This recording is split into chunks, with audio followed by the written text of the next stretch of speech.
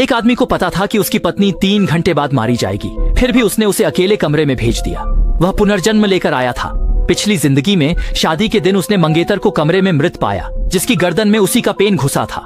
सबको उस पर शक था क्योंकि एक दिन पहले उसने पत्नी को पीटा था। जब उसे पता चला कि बच्चा उसका नहीं है, बेगुनाही के लिए उसने सीसीटीवी फुटेज मांगी, लेकिन उसने कभी सोचा भी नहीं था कि हत्यारे का चेहरा बिल्कुल उसी जैसा है।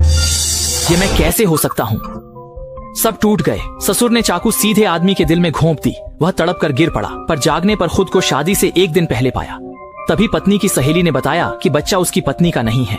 उसका चेहरा बदल गया। उसने सहेली को रोकना चाहा, पर उसने उसे झटक दिया। पिछली जिंदगी में भी उसी ने आग भड़काई थी।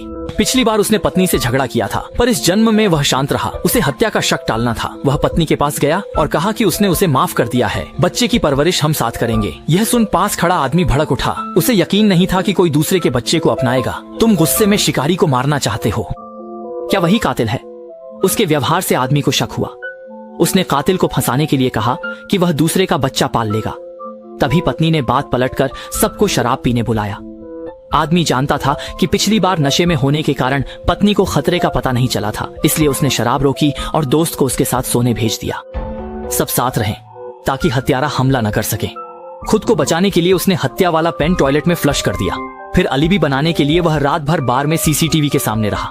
तभी उस चालाक आदमी को फोन आया और वह चला गया, जिसे दूसरे ने देख लिया। उसे याद आया कि पिछली बार भी वह फोन के बाद गायब हुआ था। क्या वही कातिल है? इधर पत्नी की सहेली उसे भड़काते हुए बोली कि उसकी पत्नी धोखेबाज है। वह उसे उकसा रही थी, पर आदमी उसकी चाल समझ गया था। अगर दिल में कोई गुस्सा है तो उसे जरूर बाहर निकालना चाहिए। मैं कल जरूर मौजूद रहूंगा। डूलिंगा, कल मिलते हैं। वह क्यों मुस्कुरा रहा था? क्या वह और सोंग हुई अब भी दीदी को मारने का इरादा नहीं छोड़ पाए हैं? अगले दिन जब दूल्हा दुल्हन को लेने आया, सब खुश थे। हत्यारे का पता नहीं चल रहा था। उसने सास से पूछा कि क्या पत्नी सहेली के साथ थी। जवाब मिलने पर उसने राहत महसूस की। लगा पत्नी सुरक्षित है। तभी सहेली फिर देर से आई। उसे याद आया कि पिछली बार भी दरवाजा खोलते ही उसने पत्नी को मृत पाया। वह नतीजा नहीं बदल सका। मैंने तो तुम्हारे और ली के लिए एक सरप्राइज तैयार किया है। कैसा सरप्राइज? क्या? जैसे ही वह समय पर पहुंचा, उसे भी घबराहट के साथ दरवाजा खोलना पड़ा। क्या इस बार भी मेरी मौत तय है?